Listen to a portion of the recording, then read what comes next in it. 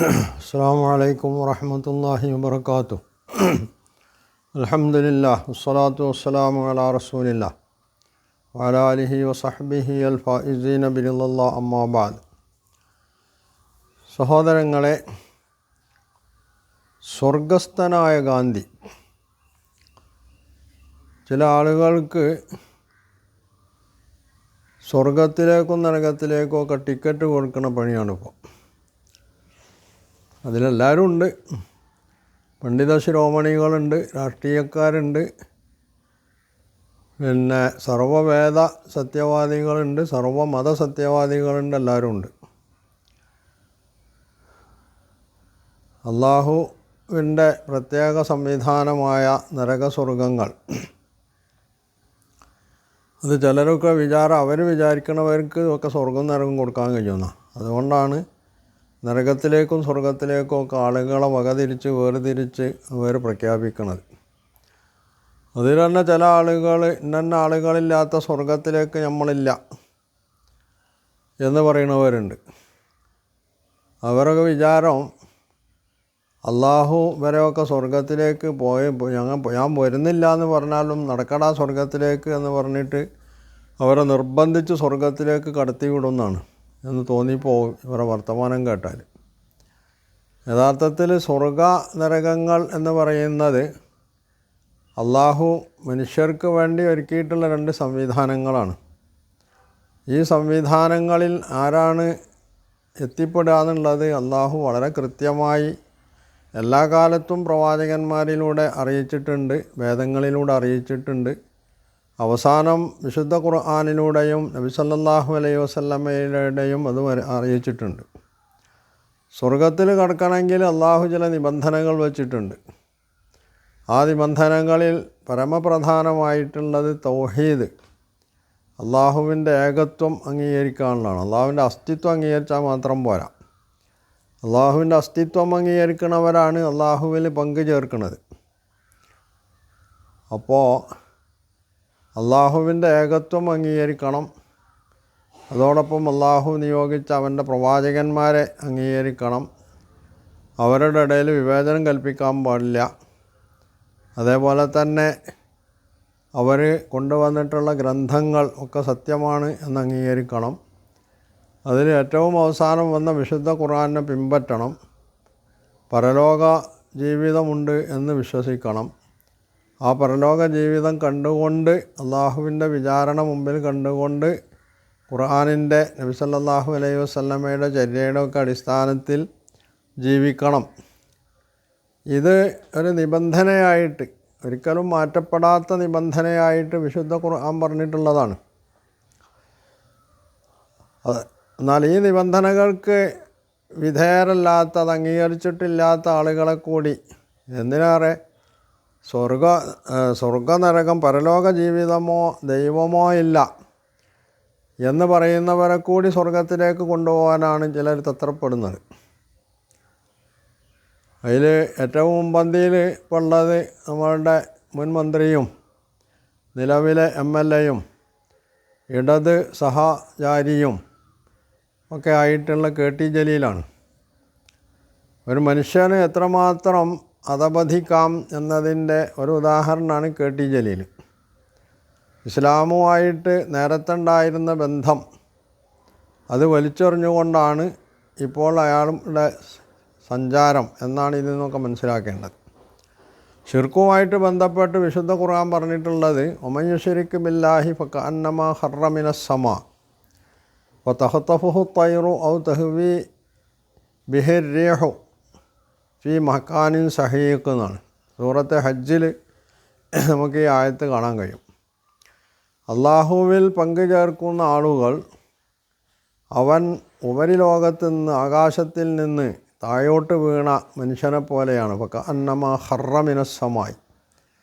എന്നിട്ട് അവനെ ഫതഖ്തഫുഹു ത്വയ്റു, പക്ഷികൾ അവനെ റാഞ്ചിയെടുത്ത് കൊണ്ടുപോകുന്നു.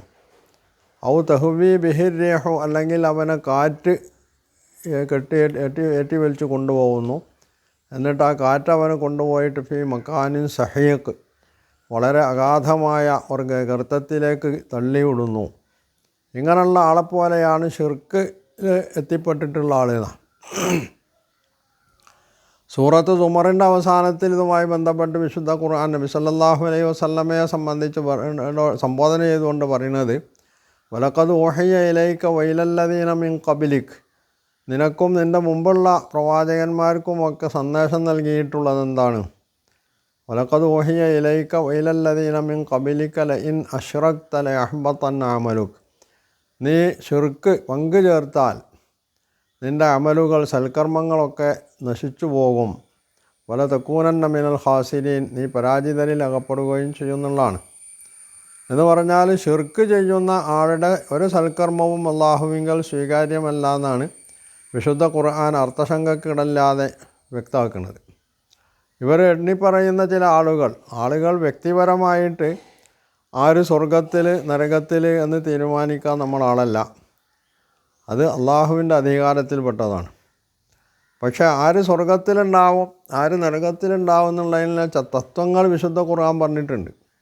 ആ തത്വം അംഗീകരിച്ചത് ആരായിരുന്നാലും അവർ നമ്മളുടെ സിമ്പതിയോ നമ്മളുടെ അവരോടുള്ള താല്പര്യമോ അല്ലെങ്കിൽ വിരോധമോ ഒന്നും യഥാർത്ഥത്തിൽ നരകസ്വർഗങ്ങൾ ലഭിക്കുന്നതിൽ ഒരു സ്വാധീനം ചെലുത്തുന്നില്ല എന്നുള്ളതാണ്. ഇന്ന് മാത്രമല്ല, ഈ പറയുന്ന ആളുകൾക്ക് പോലും സ്വർഗ്ഗമാണോ കിട്ടുക നരകമാണോ കിട്ടുക എന്ന് ഉറപ്പില്ല.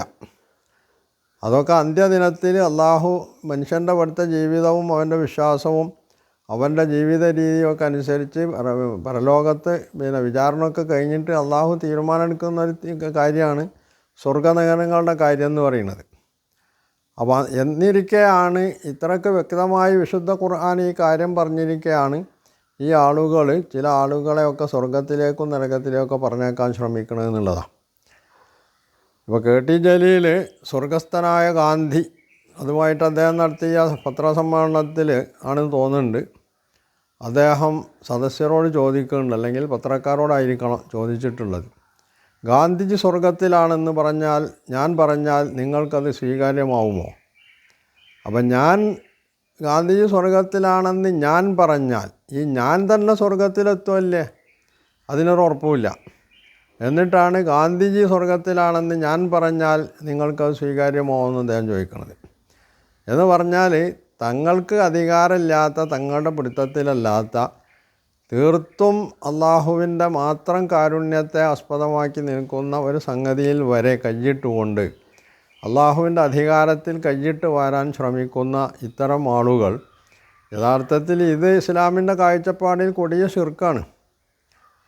അള്ളാഹുവിൻ്റെ അധികാരത്തിൽ ഒരാൾ കയ്യിടുക എന്ന് പറഞ്ഞാൽ അതാണ് ശിർക്ക്. അപ്പോൾ ഈ നരകവും സ്വർഗവുമൊക്കെ തീരുമാനിക്കേണ്ടത് അള്ളാഹു ആണെങ്കിൽ അതിൽ നമ്മൾ കയ്യിട്ട് കലമ്പുക എന്ന് പറഞ്ഞിട്ടുണ്ടെങ്കിൽ അതിനർത്ഥം എന്താ? ഞാൻ അള്ളാഹിൻ്റെ അധികാരത്തിൽ കയ്യിട്ട് ആ അധികാരം അള്ളാഹുവിൽ നിന്ന് തട്ടിപ്പറിച്ചെടുത്തിട്ട് എനിക്കിഷ്ടമുള്ള ആളുകളെ ഞാൻ സ്വർഗത്തിലേക്ക്, അല്ലെങ്കിൽ എനിക്ക് വിരോധമുള്ള ആളുകളെ ഞാൻ നരകത്തിലേക്ക് പറഞ്ഞേക്കുന്നു എന്നാണല്ലോ. അപ്പോൾ ഇതാണ് ഇസ്ലാമിൻ്റെ കാഴ്ചപ്പാടിൽ ഷിർക്കിൻ്റെ ഒരു ഇനം എന്ന് പറയുന്നത്. അത്തരം ആളുകൾക്ക് പരലോകത്ത് വരുമ്പോൾ എന്തായിരിക്കും അവരുടെ അവസ്ഥ എന്നുള്ളത് ചിന്തിക്കേണ്ടതാണ്. മാത്രമല്ല, മനുഷ്യൻ്റെ ദുര്യോഗം കെ.ടി. ജലീലിനെ പോലുള്ള ആളുകൾ എത്തിപ്പെട്ടിട്ടുള്ളത് ഇപ്പോൾ അവിടെയാണ്. ഇസ്ലാമിനെ സംബന്ധിച്ച് നല്ല അവഗാഹമുള്ള, നന്നായിട്ട് പഠിച്ചിട്ടുള്ളൊരു മനുഷ്യനാണ് അദ്ദേഹം എന്നാണ് ഞാൻ മനസ്സിലാക്കിയിരുന്നത് ഇക്കാലം വരെയും. പക്ഷേ ഇന്നിപ്പോൾ അദ്ദേഹം എത്തിപ്പെട്ടിട്ടുള്ളത് സൂറത്ത് അറാഫിൻ്റെ അവസാനത്തിൽ ഖുർആൻ പറയുന്നൊരു മനുഷ്യൻ്റെ സംഭവമുണ്ട്. വത്തുലു അലൈഹിം നബ അല്ലദി ആത്തൈനാഹു ആയാത്തിന, നമ്മളുടെ ആയത്തുകൾ നൽകിയ എന്ന് പറഞ്ഞാൽ അള്ളാഹുവിൻ്റെ ഗ്രന്ഥത്തെപ്പറ്റി ഒക്കെ നന്നായിട്ട് വിവരമുള്ള ഒരു മനുഷ്യൻ. വത്തുലു അലൈഹിം നബ അല്ലദി ആത്തൈനാഹു ആയാത്തിന, അങ്ങനെയുള്ള ഒരുത്തൻ്റെ വിവരം അല്ലെങ്കിൽ വൃത്താന്തം അവർക്ക് പറഞ്ഞു കൊടുക്കുക. എന്നിട്ട് നമ്മൾ ആയത്ത് കിട്ടിയതിന് ശേഷം അവൻ ചെയ്തതെന്താ? ഫൻസലഹ മിൻഹ, അതിൽ നിന്നൊക്കെ ഊരിച്ചാടിപ്പോയി. വാത്ബാഹു ഷൈത്താൻ, തുടർന്ന് സംഭവിച്ചത് പിശാച്ച് അവനെ ആ പിശാച്ചിൻ്റെ അനുധാപകനാക്കി മാറ്റി എന്നുള്ളതാണ്. വാത്ബാഹു ഷൈത്താൻ, അങ്ങനെ ഫക്കാന മിനൽ ഗാവീൻ, അവൻ അധർമ്മികളിൽ അകപ്പെട്ടു. ഇവിടെ അധർമ്മം എന്ന് പറയുമ്പോൾ വ്യഭിചാരം അതുപോലുള്ള സാമൂഹികമായിട്ടുള്ള അല്ലെങ്കിൽ അത്തരത്തിലുള്ള വഷളത്തരങ്ങൾ ചെയ്യാന്നുള്ളതല്ല. ഇസ്ലാം മുന്നോട്ട് വെക്കുന്ന അള്ളാഹു മനുഷ്യന് നൽകിയിട്ടുള്ള നിർദ്ദേശങ്ങൾക്ക് വിരുദ്ധമായി അവൻ്റെ തൗഹീദും മറ്റുമൊക്കെ വിട്ട് ഇസ്ലാമൊക്കെ വിട്ട് കുഫറിൻ്റെയും ഷിർക്കിൻ്റെയും ഒക്കെ ആശയങ്ങൾ സ്വീകരിക്കുകയും അത്തരം ആളുകളുടെ കൂടെ കൂടുകയും ചെയ്യുന്നവരെ പറ്റിയാണ് ഇവിടെ ഫകാന മിനൽ ഗാവീൻ എന്ന് പറഞ്ഞിട്ടുള്ളത്.